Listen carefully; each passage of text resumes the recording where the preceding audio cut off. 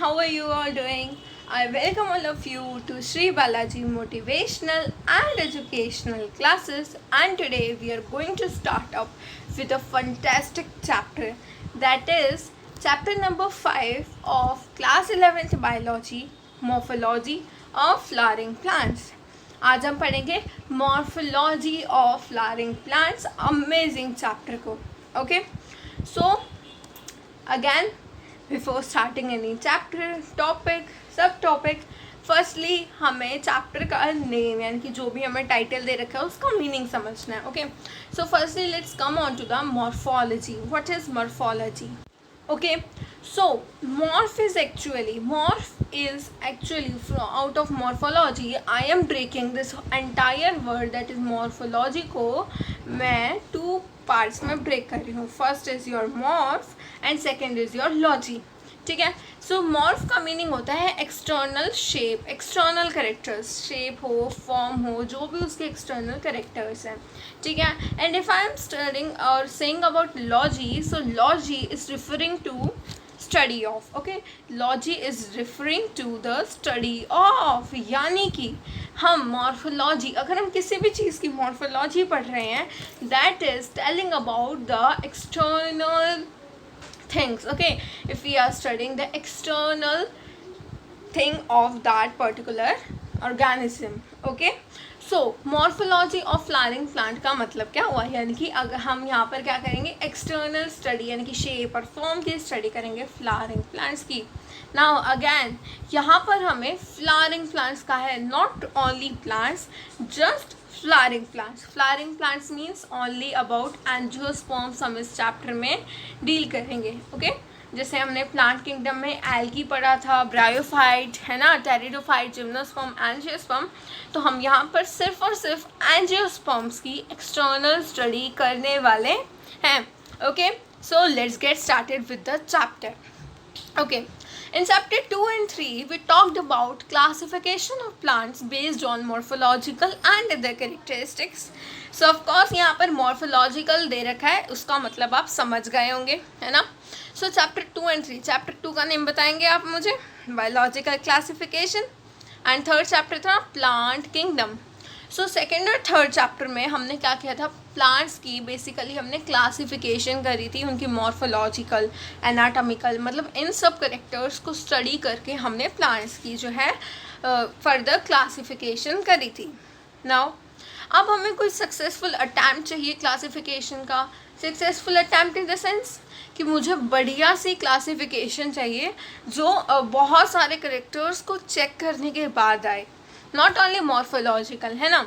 So for any successful attempt at classification and at understanding any higher plant or for that matter any living organism, मतलब हम यहाँ पर basically living organisms की बात कर रहे हैं, we need to know standard technical terms and standard definitions. Of course हमें किसी भी चीज़ की क्लासिफिकेशन, किसी भी चीज़ की स्टडी करनी है, सो हमें उस पर्टिकुलर ऑर्गेनिज्म की एक स्टैंडर्ड, जो भी स्टैंडर्ड चीज़ें यूज़ होती हैं, we should all know about that. Okay, we also need to know about the possible variation in different parts. हम इस चैप्टर में पढ़ेंगे कि हम एक सीधा साधा प्लांट देखते हैं जो कि हम बेसिकली कि भाई ये रूट है, रूट एब्जॉर्प्शन का काम करेगी, स्टेम ये काम करेगी, लीफ ये काम करेगी, बट नहीं, हम इस चैप्टर में देखेंगे कि भाई एक जो पर्टिकुलर पार्ट है वो भी कैसे अडेप्ट हो रहा है, और जैसे हैबिटेट के अकॉर्डिंग अडेप्ट होता है, प्रोटेक्शन के लिए अडेप्ट होता है, क्लाइमेट या फिर स्टोरेज ऑफ फूड, बहुत सारे पर्पसेस के लिए प्लांट्स अपने डिफरेंट पार्ट्स को अडेप्ट कर लेते हैं. This we will study in this chapter only. Okay, so अब यहाँ पे देखिए, if you pull out any weed, अब यहाँ पर हमने वीड की बात करी है. वीड क्या होता है? वीड जब हम क्रॉप्स ग्रो करते हैं, ठीक है, आपने फील्ड में देखा होगा, ठीक है, जहाँ पर क्रॉप्स ग्रो करी जाती हैं वहाँ पर जो है क्रॉप्स तो वो होती हैं जो हम उगाते हैं, लाइक राइस हो गया, व्हीट हो गया, बट उनके साथ जो अपने आप ग्रो कर जाते हैं, जो छोटे छोटे plant like structure, they are termed as weed. Okay, so उनके अंदर भी क्या होता है, रूट्स, स्टेम्स एंड लीव्स उनके अंदर भी होती हैं. इनके पास फ्लावर्स हो भी सकते हैं और नहीं भी हो सकते, ठीक है। याद रखना कि वीड्स के पास फ्लावर्स हो भी सकते हैं और नहीं भी हो सकते। Underground of the flowering plant is the root system, while the portion above the ground forms the shoot system. Now यहाँ से हमारी मेन मॉर्फोलॉजी स्टार्ट हो गई। जो हमारा अंडरग्राउंड पार्ट होता है, सी हियर अंडरग्राउंड पार्ट, ये हमने ग्राउंड लेवल लिया है। सो अंडरग्राउंड जो भी ग्राउंड से नीचे होगा that is a root system, and ground से ऊपर जितना भी पार्ट होगा that is referred as a shoot system. Okay, ये ग्राउंड लेवल हो गया। सो इसके ऊपर का portion that all is the shoot system. Okay, now again यहाँ पर आपको मॉर्फ मीन बता रखा है शेप और form, and logy mean study of something, ठीक है।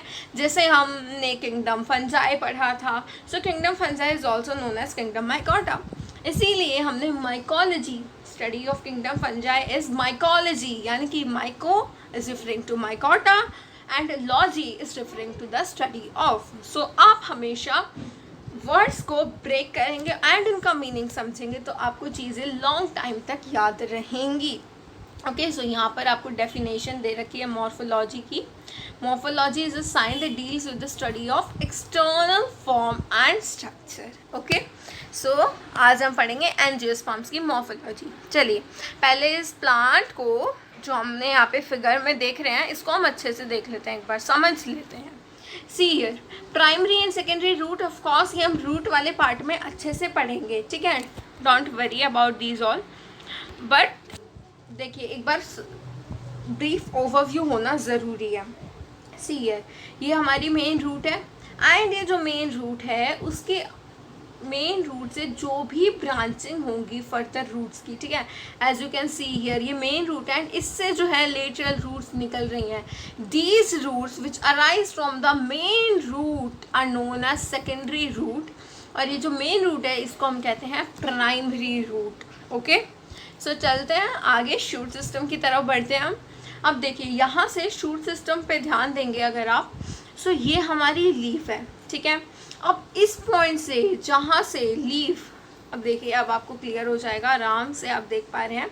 अब ये पॉइंट जहाँ से लीफ स्टार्ट हुई है फॉर्म होना, यहाँ से लीफ बन रही है, ठीक है, निकल रही है। सो इस पॉइंट को मैं बोलूँगी नोड। ओके, ये पॉइंट जहाँ से लीफ निकलती है, ठीक है, this is referred as node.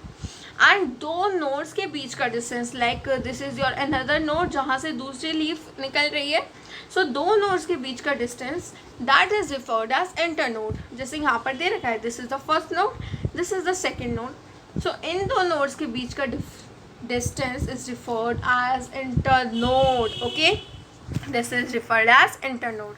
Now यहाँ पर बर्ड क्या होता है, bud is also like axillary bud, या फिर जैसे जो हमारी जो लीफ है, जहाँ जो हमारी लीफ है जिस हिसाब से वो लीफ हमारी स्टेम ब्रांचेस जो भी लीफ निकलती हैं यहाँ से दूसरी लीफ है, सो वो एक एंगल फॉर्म कर रही है, that is known as a axillary bud, जिसको हम बाद में ऑफ कोर्स डिटेल में पढ़ने वाले हैं, ठीक है। Flowers, fruit, stem and leaf, this we all know. Now अब देख लेते हैं flower, leaf, fruit, stem, roots, इनके बारे में एक छोटी सी डेफिनेशन समझ लेते हैं।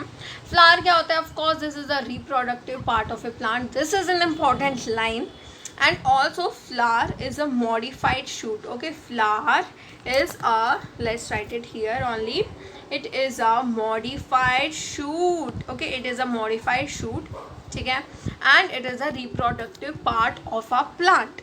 Now leaf, what is leaf? Leaf is attached to the stem and it performs photosynthesis. It is green in color, it contains chlorophyll and it performs photosynthesis. Now fruit, what is a fruit? Fruit is a matured ovary. जब हम flower के parts पढ़ेंगे, different parts flower को detail में पढ़ेंगे, जब आपको पता लगेगा कि आखिर ओवरी होता क्या है. Now fruit is a matured ovary and it protects the seeds. देखिए, जब आप कॉमनली लाइक एप्पल का एग्जांपल ले लो, ठीक है, वाटरमेलन, पपाया, आप फ्रूट्स खाते हैं तब वहाँ पर जो सीड्स होते हैं, है ना, सीड्स जो होते हैं वो बेसिकली वही सीड्स जो हैं फ्रूट्स प्रोटेक्ट करते हैं उन्हीं सीड्स को. लाइक वाटरमेलन में तो बहुत सारे सीड्स होते हैं, पपाया में भी बहुत सारे सीड्स होते हैं, एज कम्पेयर टू एप्पल, है ना. सो बेसिकली जो फ्रूट होता है वो सीड्स को प्रोटेक्ट करते हैं. नाउ द स्टेम क्या करता है? Stem bears branches, leaves, flowers, fruits and it supports the plant को सपोर्ट करता है ना. मेन फंक्शन तो यही है, इट सपोर्ट्स द प्लांट ऐसे खड़ा है किसके कारण? स्टेम के कारण, है ना. Now root what they do? They absorb water and minerals from the soil. Okay, now सबसे पहले चलते हैं हम रूट सिस्टम को डिटेल में पढ़ने. बट ओके, इससे भी पहले, रूट सिस्टम को पढ़ने से पहले हम थोड़ा सा सिंपली प्लांट्स के बारे में डिटेल ले लेते हैं, ठीक है. कि भाई ये जो एंजियोस्पर्म्स हैं जिनके बारे में हम इस पूरे इतने बड़े चैप्टर में पढ़ने वाले हैं, ये आखिर किस पीरियड में आए, किस एरा में आए. Let's understand that. Okay, so angiosperms heading डालेंगे एंड सभी लिखेंगे that angiosperms evolved 130 million years ago. They evolved 130 million years ago. Okay, so they are evolved 130 million years ago and in which era? Mesozoic era. And ये जो different eras जो मैंने आपको अभी बताया कि Mesozoic era है, इन eras के बारे में आप evolution chapter में डिटेल में पढ़ोगे which is of 12th class. Okay, now next point क्या लिखेंगे एंजियोस्पर्म्स का? दैट मोस्टली इनके पास क्या होती है? Mostly diplontic life cycle. देखिए, हमें बेसिक्स, ऑफकोर्स हमें बेसिक्स पता होने चाहिए, ठीक है. कौन से एरा में ये आए थे, इवॉल्व किस एरा में हुए थे? मेसोजोइक एरा में. And mostly they have diplontic life cycle and around 2,50,000, ठीक है. 2,50,000 से अराउंड 3 लाख स्पीशीज़ तक एंजियोस्पर्म्स की होती हैं, ठीक है, अराउंड. सो इतनी हमें स्पीशीज़ जो है एंजियोस्पर्म्स की देखने को, हमारे अराउंड देखने को मिल रही हैं.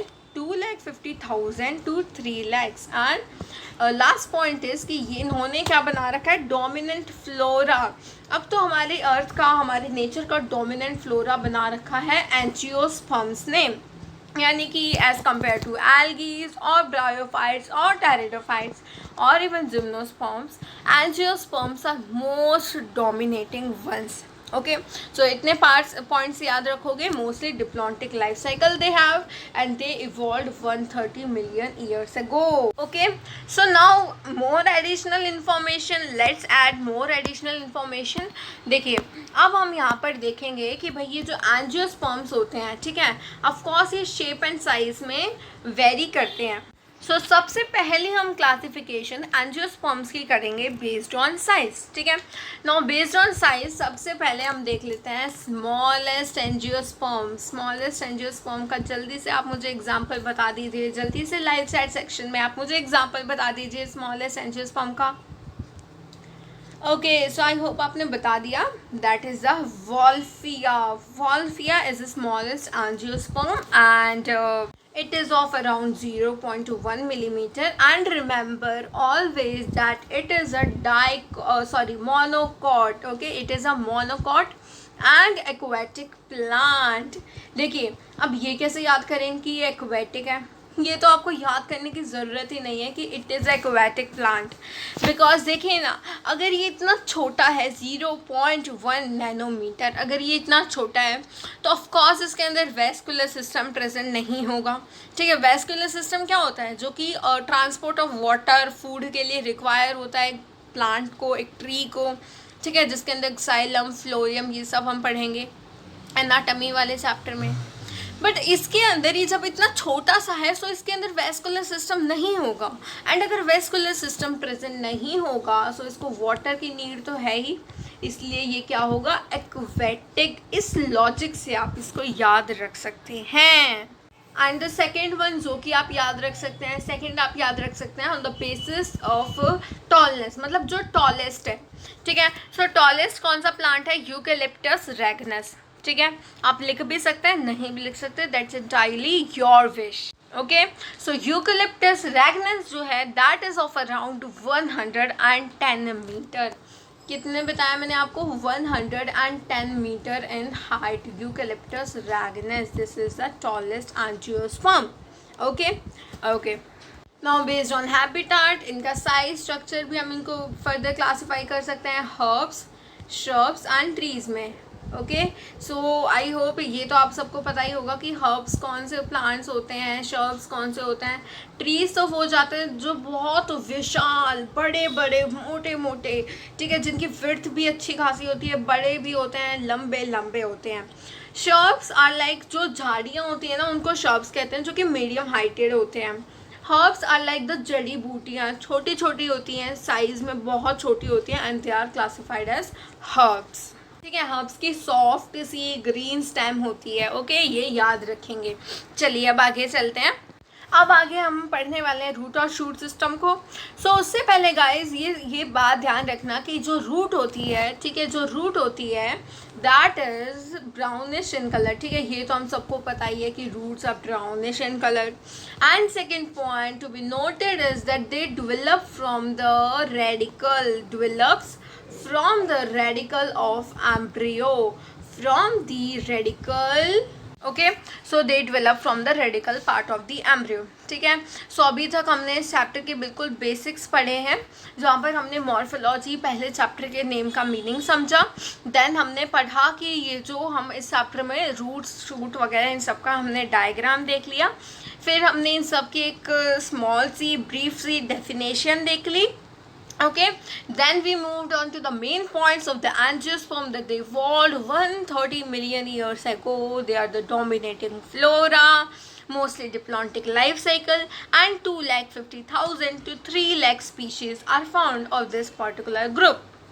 Then हमने उनकी क्लासिफिकेशन कर दी based on size, based on their habitat, और वो कितनी उनकी हाइट है।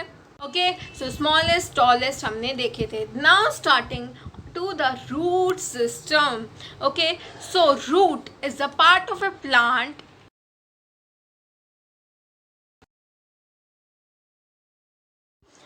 that grows below the surface of soil। it develops from the radicle of the seed। ठीक है, सो ये दोनों चीज़ अभी हमने डिस्कस कर ली, that it develops from the radicle of the seed and it is a part of the plant that grows below the surface of the ground और the soil. Now regions of root। so before starting the regions of root, हम पहले basic characteristics देख लेते हैं एक particular root के। जो हमारा plant है उसकी जो root होती है उसके basic characteristics कैसे होते हैं। ओके, सो अब देखते हैं basic characteristics। पहली बात कि जो हमारा root system होता है that is positively geotropic and positively hygroscopic as well. ठीक है, ये जो पॉइंट्स मैंने यहाँ पर लिख रखे हैं दीज आर इम्पॉर्टेंट।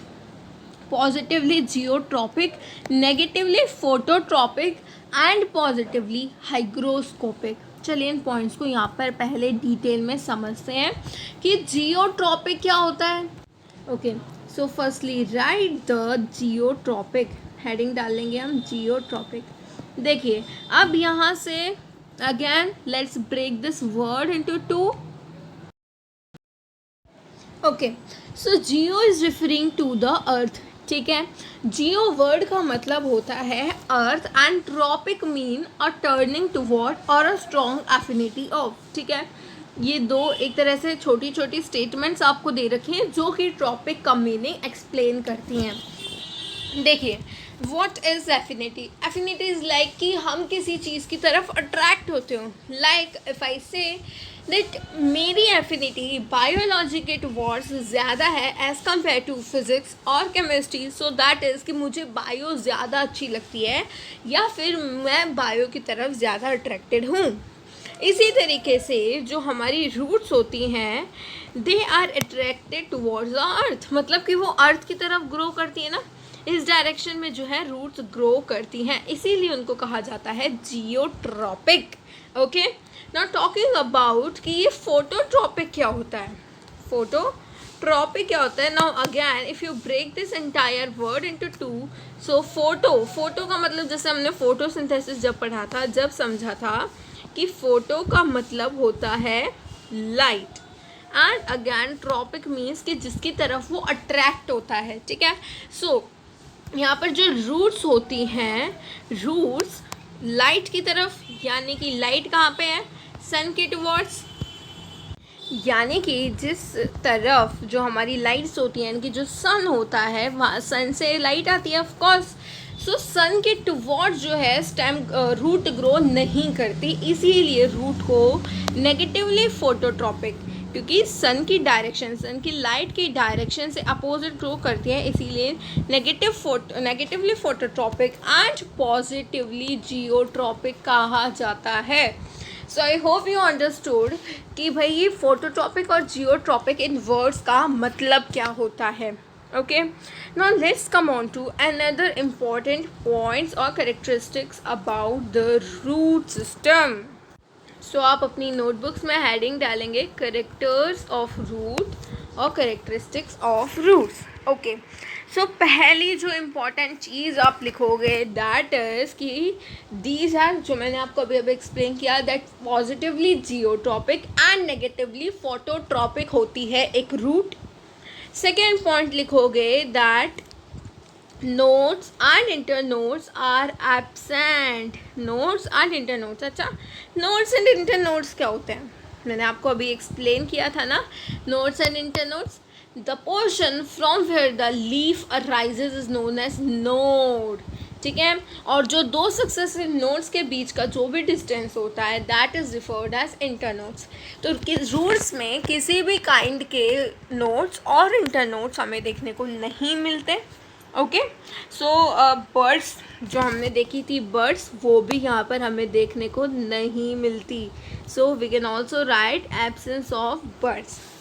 बट जब हम एडवेंटिशियस रूट्स पढ़ेंगे तो फिर वहाँ पर एडवेंटिशियस बर्ड्स बनती हैं, जो कि सिर्फ और सिर्फ रिप्रोडक्टिव रूट्स। रिप्रोडक्टिव रूट्स में वो रूट जो कि रिप्रोडक्शन ऑफ ए प्लांट में हेल्प करती हैं। सो एग्जाम्पल लिख लेंगे ऑक्सैलिस का एंड लिख सकते हैं आप स्वीट पोटैटो का, कि यहाँ पर जो है रूट में बर्ड्स देखने को मिलती हैं, वो भी कैसी, एडवेंटिशियस बर्ड्स जो कि रिप्रोडक्शन में हेल्प करती हैं, ठीक है। और बेसिकली रूट्स में बर्ड्स जो हैं एब्सेंट होती हैं। ओके, नाउ जब हम रूट हेड्स के बारे में पढ़ेंगे, जो कि रीजन्स ऑफ रूट में हम पढ़ेंगे, वहाँ पर हमें पता लगेगा, वो हम यहाँ पर भी लिख सकते हैं that root hairs are unicellular. So you can write unicellular root hairs are present, ठीक है। अगर हम जब स्टेम के पोर्शन में पढ़ेंगे तो वहाँ पर जो हेयर्स होते हैं they are referred as trichomes, ठीक है। So they may be multicellular और unicellular, but in case of roots always जो root hairs होंगे ना, they will always be unicellular। ये बात आपको ध्यान रखनी है। Okay, and the last important point is growing point। जो growing point होता है, growing point जो होता है that is subterminal, ठीक है। Now how it is subterminal, देखिए ध्यान दीजिए, जब again when we will study the parts of और रीजन्स ऑफ अ रूट, जब हम देखेंगे कि रूट में ना रूट कैप प्रेजेंट होती है, ठीक है। सो रूट कैप की प्रेजेंस की वजह से वो पोर्शन जो है कवर हो जाता है, टर्मिनल पोर्शन। इसी वजह से जो रूट होती है उसका ग्रोइंग पॉइंट सब टर्मिनल होता है। एंड जो एक्वेटिक प्लांट्स होते हैं, ठीक है, एक्वेटिक प्लांट्स, उनकी रूट्स की अगर हम बात करें तो फिर वहाँ पर हमें जो है रूट कैप देखने को नहीं मिलती। In case of aquatic plants हमें रूट कैप देखने को नहीं मिलती। तो रूट कैप की क्या देखने की जगह, मतलब रूट कैप की जगह हमें क्या देखने को मिलता है, देखिए जब आप रूट कैप के बारे में पढ़ेंगे ना, सो आपको पता लगेगा कि जो रूट कैप्स होती हैं वो basically they are for protection of tender apex of the root, ठीक है, basically for the protection of tender apex of the root. But roots basically काम क्या करती है, वो करती हैं कि भाई वाटर को सॉइल में से एब्जॉर्ब करती हैं, मिनरल्स को एब्जॉर्ब करती हैं, सो दैट कि वो अपने पूरे प्लांट को वो सारे वाटर्स एंड मिनरल्स जो कि उसने सॉइल में से एब्जॉर्ब करे हैं वो दे पाए। बट एक्वेटिक प्लांट्स में क्या है भाई, ये तो रहते ही वाटर में है, तो इनको वाटर एब्जॉर्ब करने की ज़रूरत ही नहीं है। ठीक है, वाटर एब्जॉर्ब करने की ज़रूरत ही नहीं है। सो रूट कैप क्यों होगी? क्योंकि रूट कैप तो प्रोटेक्ट करती है ना कि जितना ज़्यादा अंदर अगर एक रूट जाएगी सो ये उसको खतरा है ना कि वो डैमेज ना हो जाए। सो वहाँ पर रूट कैप जो है एब्सेंट होती है एंड रूट कैप की जगह वहाँ पर प्रेजेंट होती हैं root pockets. Root pockets and root pockets are like कि यहाँ पर मान लीजिए एक पर्टिकुलर प्लांट है, सो इसमें ना इस तरीके से जो है रूट पॉकेट्स प्रेजेंट रहती हैं। एंड ये बात हमेशा ध्यान रखना that root pockets can not regenerate while the root cap can regenerate. Okay, root cap can regenerate, यानी कि अगर रूट कैप को किसी भी तरह का डैमेज या फिर हार्म हो जाता है तो फिर वो रीजनरेट हो सकती है एंड वो होती भी रहती है। ठीक है, सो ये हमने देख ली यहाँ पर करेक्टरिस्टिक्स ऑफ रूट। पहले हमने देखा कि नोड्स एंड इंटरनोड्स एब्सेंट होते हैं, पॉजिटिवली जियोट्रॉपिक, नेगेटिवली फोटोट्रॉपिक हमारी एक पर्टिकुलर रूट होती है। ठीक है, absence of buds is also there. Example देखे हमने ऑक्सैलिस और स्वीट पोटैटो, जहाँ पर बर्ड्स जो है प्रेजेंट रहती है।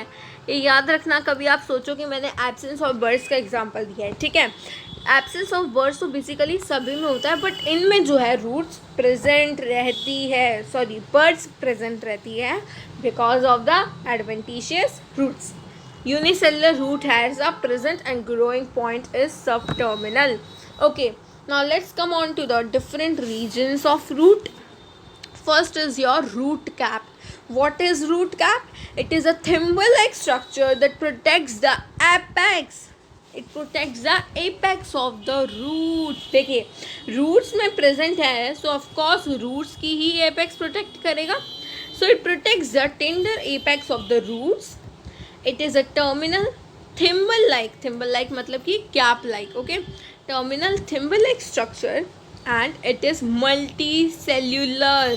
ये याद रखना, मैंने आपको बताया था कि जो रूट हेयर्स होते हैं दे आर यूनिसेल्यूलर, सो वहाँ से कंफ्यूज मत हो जाना. कभी आप सोचो कि रूट कैप भी मल्टी सेल्यूलर होती है, no. And this is important point that it secretes mucilage for lubrication. ठीक है, सो रूट कैप क्या करती है? म्यूसिलेज सीक्रेट करती है. किस चीज़ के लिए? ल्यूब्रिकेशन के लिए. And again it can regenerate. Okay, now next part is your region of meristematic activity. Region of meristematic activity क्या होता है? सब terminal in position it is. ठीक है, सब टर्मिनल. अब देख लीजिए, पोजीशन देख लेते हैं पहले. This is your region of meristematic activity. ठीक है, रीजन, ये जो रूट कैप है ना, देखिए ये क्या है? रूट कैप है ये. ठीक है, सो इसके ऊपर ही थोड़े कुछ ही मिलीमीटर ऊपर क्या होता है? Region of meristematic activity. Okay, and it consist of, देखिए रीजन ऑफ मेरिस्टमैटिक एक्टिविटी कह दिया तो मतलब क्या है? मेरिस्टमैटिक टिश्यूज़ हमने पढ़े थे पहले. ठीक है, 9th क्लास में हमने देखे थे कि जो मेरिस्टमैटिक टिश्यूज़ होते हैं, what they do? They divide and divide and divide continuously to form new cells. So जो सेल और टिश्यू जो बार बार डिवीजन शो करते हैं, सो उनके कैरेक्टरिस्टिक्स कैसे होंगे? देखिए यहाँ पे लिख रखा है ना, it consist of cells that continuously divide. So region of meristematic activity के बारे में हम यहाँ पर थोड़ा सा जान लेते हैं कि अगर वो सेल्स बार बार डिवाइड करते हैं सो उनका क्या होगा? साइटोप्लाज्म, और यू कैन से प्रोटोप्लाज्म क्या होगा? डेंस होगा. ठीक है, डेंस प्रोटोप्लाज्म. ये हम मेरिस्टमैटिक एक्टिविटी वाले रीजन की बात कर रहे हैं. यहाँ के जो सेल्स होंगे उनके करेक्टरिस्टिक्स मैं आपको यहाँ पर बता रही हूँ. ठीक है, and they will be thin walled. ठीक है, अब ये 2 पॉइंट्स तो आपको याद रखने हैं. ठीक है, क्यों भाई? ऐसे कैसे हम याद रख लें, मतलब कैसे समझे हम? देखिए, अगर एक पर्टिकुलर सेल को बार बार डिवीजन शो करनी है, सो अगर ये डिवाइड करेगा, यानी कि ऑफकोर्स ये 2 में डिवाइड करेगा. तो अगर 2 में डिवाइड करेगा तो वहाँ पर जो है प्रोटोप्लाज्म बार बार जो है डिवाइड होगा. अब यहाँ पर जितना प्रोटोप्लाज्म है वही इन 2 सेल्स में होगा एंड इनका साइज़ जो है सेम होगा. आप यहाँ पर सेम साइज़ भी बना सकते हैं. ओके, सो जितना साइटो और प्रोटोप्लाज्म इस सेल में है वही इन दोनों सेल्स में होगा, लगभग उतना ही होगा. उसको बार बार डिवाइड करना है, तो जो प्रोटोप्लाज्म है वो डेंस होना चाहिए। एंड वॉल जो होती है उनकी, मतलब वॉल अगर ज़्यादा थिक हो गई तो आसानी से जो है वो डिवाइड नहीं कर पाएंगे, ज़्यादा अगर मोटी सी वॉल होगी तो, ठीक है। सो इसीलिए उनके पास थिन वॉल होती है। ये आप लॉजिक और कॉन्सेप्ट लगाकर इस चीज़ को याद कर सकते हैं, ओके। एंड बाकी के कैरेक्टरिस्टिक्स यहाँ पर लिखे हैं। This region is present in the growing tip of the root and it is protected by the root cap. So it is protected by the root cap, okay so now सबसे पहले और आगे बढ़ने से पहले मैं आप लोगों से पूछना चाहूँगी एक क्वेश्चन, जो कि आपको जल्दी से कमेंट सेक्शन में, यानी कि जो लाइव चैट सेक्शन आप देख पा रहे हैं उसमें आपको आंसर देना है, ठीक है। सो ये है मेरा ग्राउंड लेवल, ठीक है। ये जो आप देख पा रहे हैं, this is my ground level and this is the root cap. So यहाँ से अगर मैं आपसे पूछती हूँ कि प्रॉक्सिमल एंड, देखिए ऑफ कोर्स मैंने यहाँ पर लिख रखा है, so I can not ask you, okay. So चलिए समझ लेते हैं इस पॉइंट्स को। वैसे बुक में क्वेश्चन आ सकता है, फिर एग्जाम्स में क्वेश्चन आ सकता है कि प्रॉक्सिमल एंड और डिस्टल एंड क्या होता है, या फिर वो आपसे पूछ सकते हैं कि एक रूट का प्रॉक्सिमल एंड कौन सा एंड होता है, ठीक है। मतलब वो पार्ट बताओ जो कि रूट का प्रॉक्सिमल एंड है, ठीक है। सो आप आंसर क्या देंगे, देखिए डिस्टल एंड है। डिस्टल एंड वो एंड होता है जो ये स्टेम रूट जॉइनिंग जंक्शन है ना, जैसे यहाँ से अब फिर स्टेम स्टार्ट हो जाएगी, है ना। सो ये जो जंक्शन है ना, इसके बिल्कुल दूर, यानी कि फार्दर मोस्ट जो भी पॉइंट होगा that will be distal end, ठीक है। एंड जो इसके बिल्कुल पास में होगा that will be the proximal and, ठीक है। सो अगर आपसे कोई पूछता है डिस्टल एंड क्या है, so you can answer root cap, और अगर ऑप्शंस में रूट कैप नहीं दे रखा, so you may answer the region of meristematic activity. And अब आप मुझे बताओगे कि प्रॉक्सिमल एंड अगर मुझसे कोई पूछेगा क्वेश्चन में, एग्जाम्स में, so what will I answer और यू आंसर, ठीक है। क्या होने वाला है आपका आंसर अगर कोई आपसे पूछेगा कि भाई ये डिस्टल एंड कौन सा है और प्रॉक्सिमल एंड कौन सा है एक पर्टिकुलर रूट का, ठीक है। Now coming on to the next region, that is the region of elongation. यहाँ पे क्या होता है, यहाँ पर रैपिडली इलोंगेटिंग सेल्स प्रेजेंट होते हैं, जो कि बेसिकली, अब देखिए मैंने क्या कहा, rapidly elongating cells are present. So जो सेल्स बहुत ही जल्दी, रैपिडली मीन्स जल्दी जल्दी, तेज़ी से, ठीक है। जो सेल बिल्कुल तेज़ी से, जल्दी से जो है इलोंगेशन, लंबाई अपनी बढ़ा रहे हैं, सो वो बेसिकली क्या होंगे, they are primary involve in the growth of plant, okay. Now it is cells that rapidly elongate and enlarge, and second that these cells increase the length of the roots. Now talking about the region of maturation, region of maturation में आप ध्यान रखना यहाँ पर root hairs present होते हैं।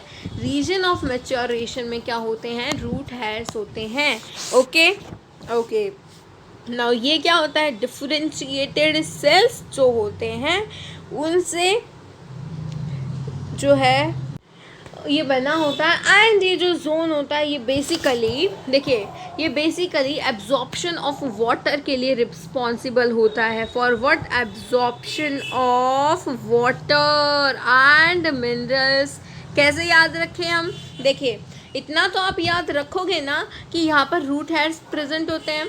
So root hairs जो हैं किस लिए प्रेजेंट है, देखिए ये जो रूट हेयर्स आप देख पा रहे हो, why are they present, to increase the surface area, increase the surface area। And यहाँ पर हमें सरफेस एरिया क्यों इंक्रीज करना है, ताकि हम वाटर की, मिनरल्स की एब्जॉर्प्शन बढ़ा सकें। सो जहाँ पर रूट हेयर्स प्रेजेंट है वहाँ पर होगी वाटर की एंड मिनरल्स की एब्जॉर्प्शन, ठीक है। अब याद रहेगा ना, okay. Now region of maturation, as a cells in the region of elongation, यानी कि इस वाले रीजन की बात कर रहे हैं कि जब इलोंगेशन वाले रीजन में है, अब वो जब cells they become older, they differentiate and become mature, the cells are pushed upward by the newly forming meristematic tissues, यानी कि जो भी सेल्स नए बनते जाते हैं, जो नए मेरिस्टेमेटिक टिश्यूज़ बनते रहते हैं, अब वो क्या करते हैं, जो भी पुराने जो रीजन ऑफ इलोंगेशन में जो भी पुराने सेल्स पड़े थे उनको अब वो ऊपर शिफ्ट करते जाते हैं, ऊपर यानी कि रीजन ऑफ मैच्योरेशन में. Some of these cells form root hairs which absorb water and mineral from the soil. So guys, यहाँ तक हमने पूरे रूट का पार्ट जो है, मतलब जो हमने रीजन्स ऑफ रूट पढ़ने थे वो हमने कर लिए हैं फिनिश. अब हम पढ़ेंगे मॉडिफिकेशंस, मतलब डिफरेंट टाइप्स की roots, tap root and fibrous root and these all. तो एक बार हम जल्दी से समरी देख लेते हैं अपने रीजन्स ऑफ रूट का. ठीक है. सो सबसे पहले मैंने आपको करेक्टरिस्टिक्स बताए थे रूट के, जिसकी मैंने आपको समरी दे दी थी. ये बात देख लेते हैं कि जो एक्वेटिक प्लांट्स होते हैं वहाँ पर रूट कैप जो होती है वो एब्सेंट होती है, बट वहाँ पर रूट पॉकेट प्रेजेंट रहती है जो कि रीजनरेट नहीं कर सकती. ठीक है. ओके. नाउ अब आप मुझे बताने वाले हैं कि एक्वेटिक प्लांट्स में रूट कैप की ज़रूरत क्यों नहीं होती. Please answer me this question in the comment section. Okay. Now the root system. हमने regions of root देखे. रूट कैप होता है. रूट कैप क्या होता है?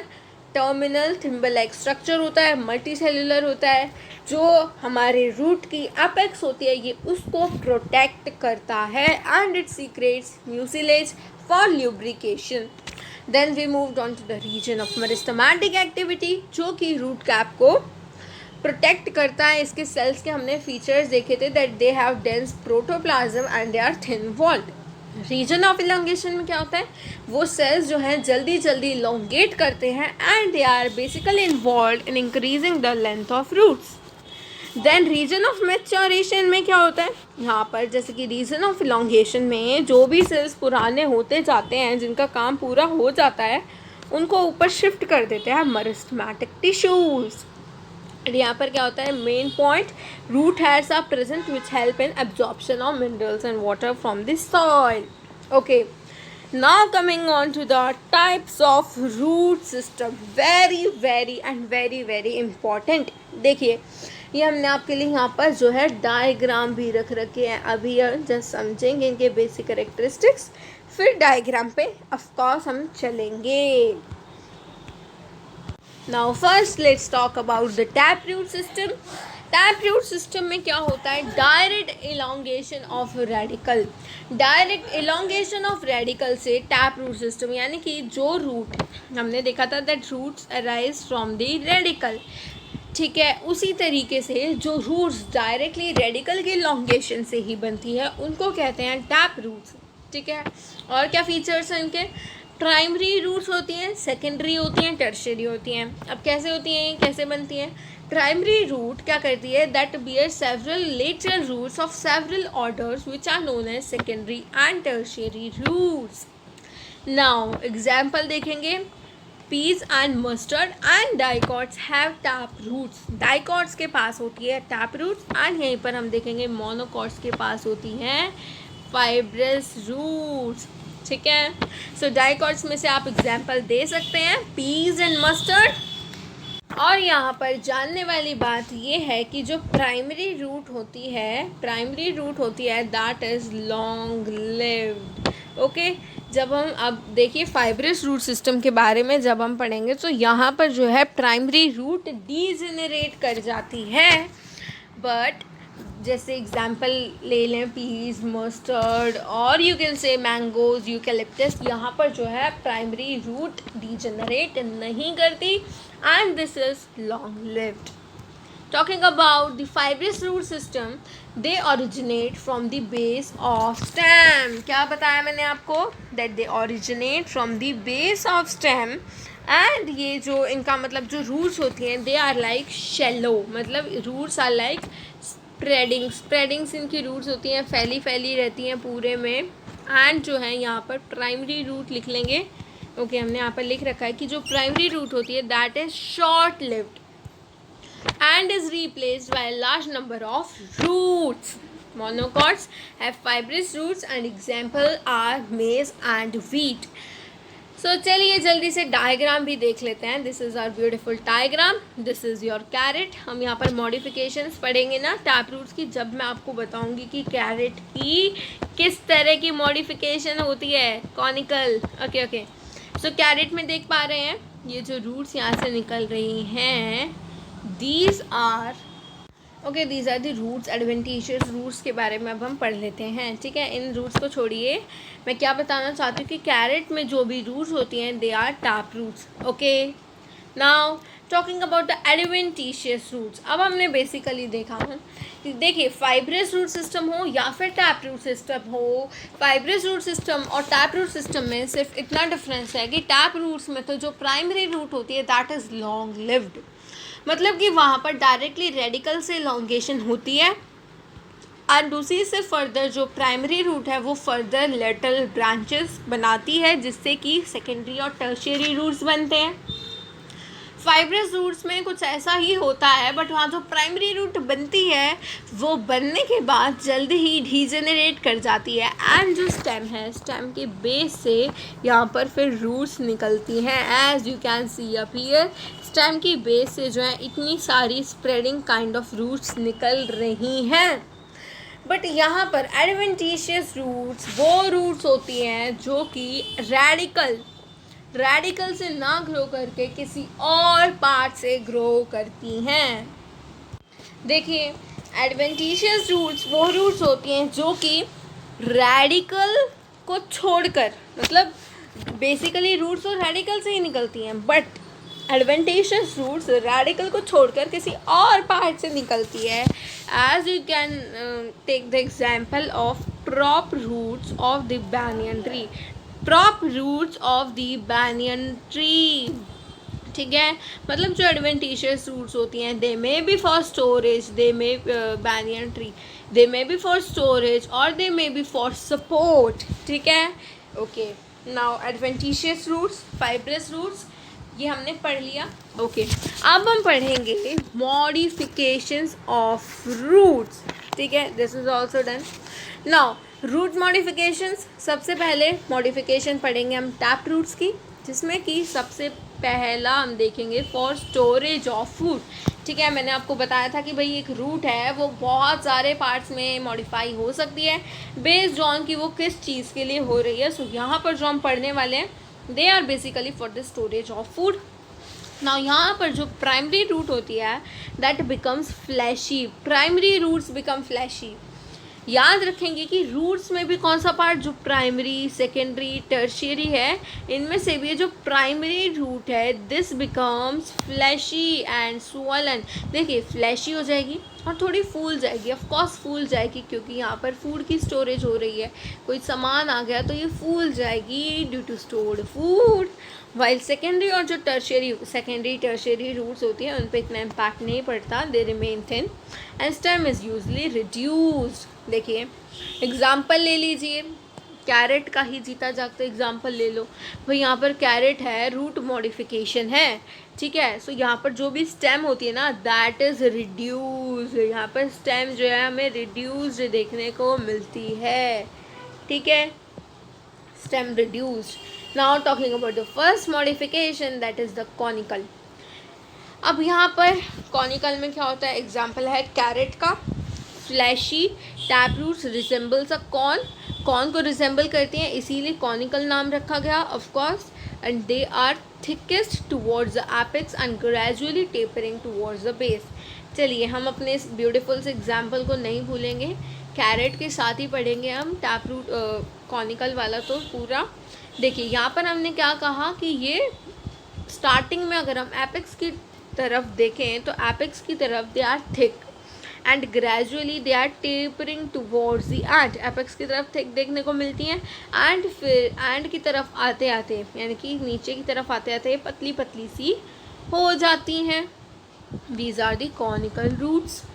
Secondary roots are found throughout. अब ये जो आप ये देख पा रहे हो ना, ये जो रूट्स मैंने आपको बताई थी है ना, ये जब मैं रूट्स डिस्कस कर रही थी, जब एक्सप्लेन कर रही थी, so these are the secondary roots जो कि पूरे में प्रेजेंट रहती हैं. Okay okay, example is your carrot and. Scientific name आप मुझे जल्दी से बता दीजिए, scientific or you can say botanical name of carrot, Daucus carota, है ना। साइंटिफिक नेम जल्दी से लिख दीजिए कैरेट का in the comment section, what is the botanical or you can say scientific name of carat.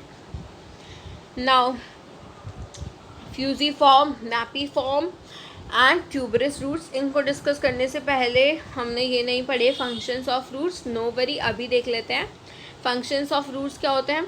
ठीक है, वैसे तो ये मैक्सिमम बच्चों को पता है। Absorption of water and minerals from the soil, ये तो हमने स्टार्टिंग में ही डिस्कस कर लिया। Providing anchorage to the plant पास, रूट्स क्या करती हैं, पूरी सॉइल में फैल जाती है, इनका अच्छा खासा एरिया भी होता है, सरफेस एरिया। ठीक है, पूरी सॉइल में, जैसे हमारी फिंगर्स होती हैं, अगर हम जैसे मान लो डिप्स मार रहे हैं तो फिर वहाँ पर हम फिंगर्स रख लेते हैं सो दैट हमें सपोर्ट मिल जाए।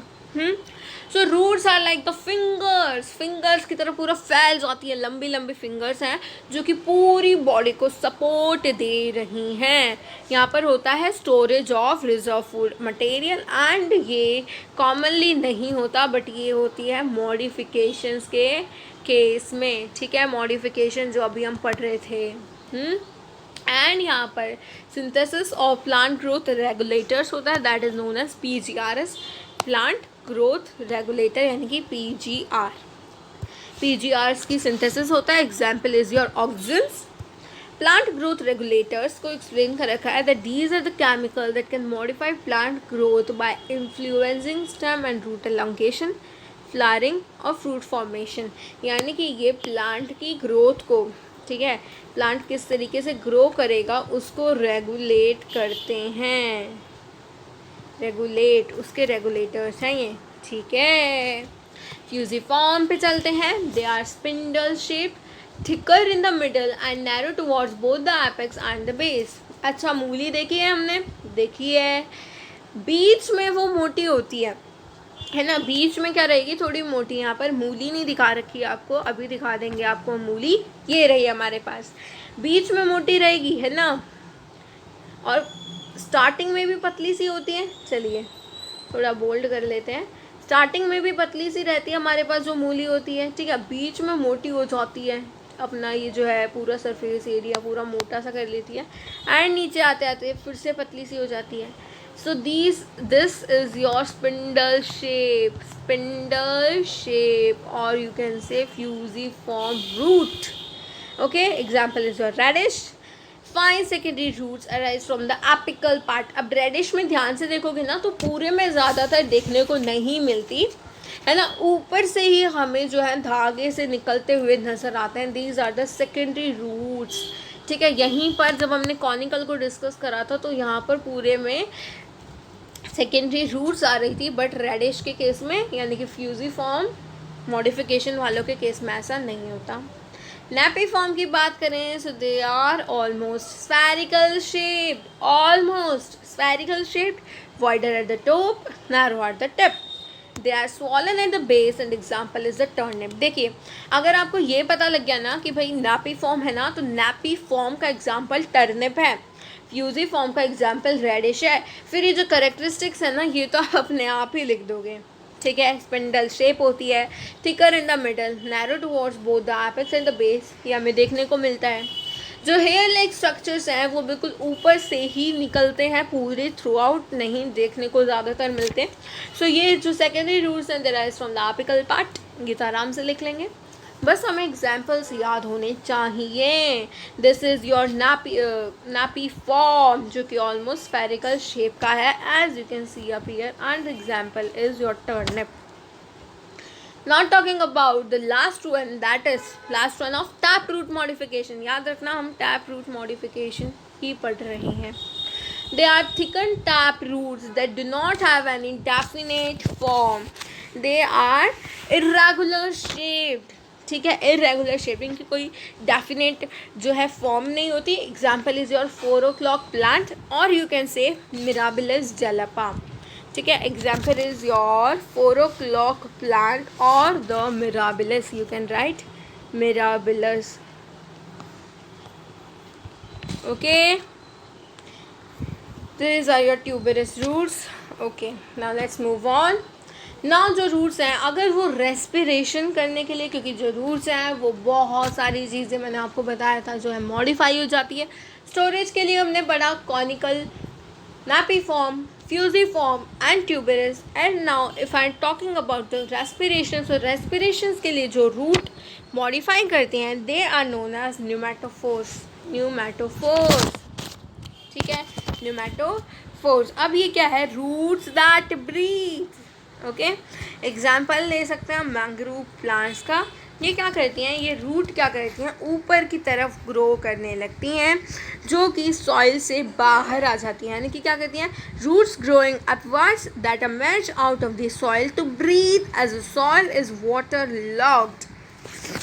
सॉइल जो है वो पूरी वाटर से भरी होती है, यानी कि ये ज़्यादातर जैसे पानी वाले जहाँ पर भरा हुआ है पानी, ठीक है, सो वहाँ पर ही होता है। They are found in plants growing in mangrove swamps and salt lakes that are deficient in oxygen। so इन ऐसे plants को हेलोफाइट्स कह दिया जाता है। Deposes horizontal cable root that give rise to. अब देखिए इसमें ना जैसे ये प्लांट है, ठीक है, सो इसके जो रूट्स है ना ये ऐसे पूरे में फैले रहेंगे हॉरिजॉन्टली पूरे एरिया में। आप एनसीईआरटी का डायग्राम देखोगे ना तो वहाँ पर इस तरीके से दिखा रखा है, ठीक है। These are negatively geotropic. Important अगर आपसे कोई पूछता है मुझे एक ऐसी रूट का एग्जाम्पल दो, ठीक है, जो कि नेगेटिवली जियोट्रॉपिक है, बहुत सारे बच्चे तो यहीं पर कंफ्यूज हो जाएंगे कि ऐसी कौन सी रूट्स हैं जो कि नेगेटिवली जियोट्रॉपिक हैं। रूट्स तो सारी ही पॉजिटिवली जियोट्रॉपिक होती हैं, but no, pneumatophores are the example जहाँ पर नेगेटिवली जियोट्रॉपिक रूट्स होती हैं। दिस इज़ इम्पोर्टेंट, ठीक है। Let's move on. एंड यहाँ पर इस तरीके से स्ट्रक्चर आप देख सकते हो, ये इस तरीके से रूट्स निकल आती हैं, या फिर यहाँ पर अगर प्लांट है सो सॉइल के ऊपर, not on the water area, soil के ऊपर ऐसे ऐसे ग्रो कर जाती हैं, ठीक है, ऐसे roots. Okay, now let's move on.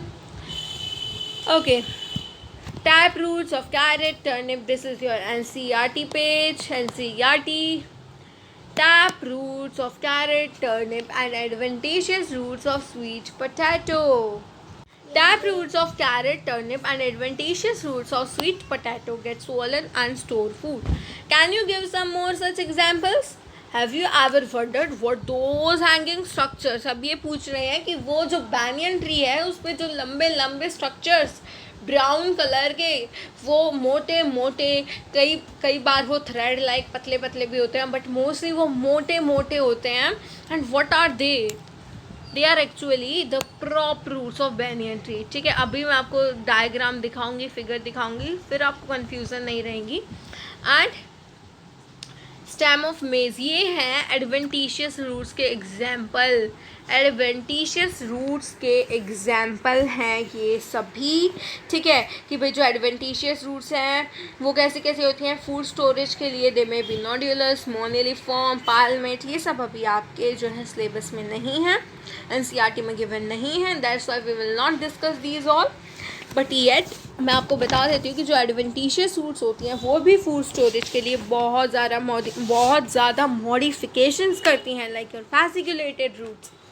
Okay, now maize का एग्जांपल दे रखा है, शुगर केन का। यहाँ पर क्या होती हैं, रूट्स आर लाइक, देखिए ये जो नोट्स है ना, नोट्स के ऊपर roots are like this, these are known as the stilt roots. तो ये आपको याद रखना है कि बैनियन ट्री की जो रूट्स होती हैं they are known as prop roots, and these जो कि शुगर केन में से निकलती है these are known as the stilt roots, these are the stilt roots, ठीक है। ये हो गया शुगर केन का example, this is the example of banyan tree. देख लीजिए यहाँ पर प्रॉप रूट्स के बारे में लिखा है, they are thick pillar like roots arise from branches of the plant. Branch से अराइज करती हैं, मैंने बताया था कि वो रूट्स जो कि रेडिकल को छोड़कर कहीं से भी अराइज कर रही हैं, they are termed as prop roots, sorry adventitious roots. So adventitious roots का ये एक पार्ट है प्रॉप रूट्स का, okay. Now they grow downwards towards the soil, thereby functioning as supporting stem for the plant। Like कि ये हमारे पास, देखिए हम डायग्राम में ही देख लेते हैं, ये हमारे पास प्लांट है, सो ये ऊपर से, एक पहली बात तो ये ब्रांचेस से ग्रो कर रही है, ऊपर से नीचे की तरफ ग्रो कर रही है, so they are functioning as supporting stem for the plant. In the beginning, these roots appear as hanging hygroscopic structures that are red in moistened state. Example is your banyan tree. Epiphytic roots के बारे में एक बार जल्दी से जानकारी ले लेते हैं. These are the roots that grow on surfaces of other plants. They are green. देखिए ग्रीन होती हैं photosynthetic. These are the photosynthetic. वो रूट्स जो कि फोटोसिंथेसिस परफॉर्म करती हैं. They absorb water from the surrounding. Example is your Teniophyllum. It is an epiphyte with roots that can perform photosynthesis and obtain water from the surrounding. इसी के साथ हमने adventitious roots का part भी finish कर लिया एंड टैप रूट्स मॉडिफिकेशन जो कि हमारी NCERT में गिवन है एंड कुछ एक्स्ट्रा पॉइंट्स भी हमने जान लिए आज के इस ब्यूटीफुल से लेक्चर में. Okay so guys, thank you for attending our awesome beautiful session in which we have covered the entire root part, and don't forget to like, share and subscribe our beautiful channel.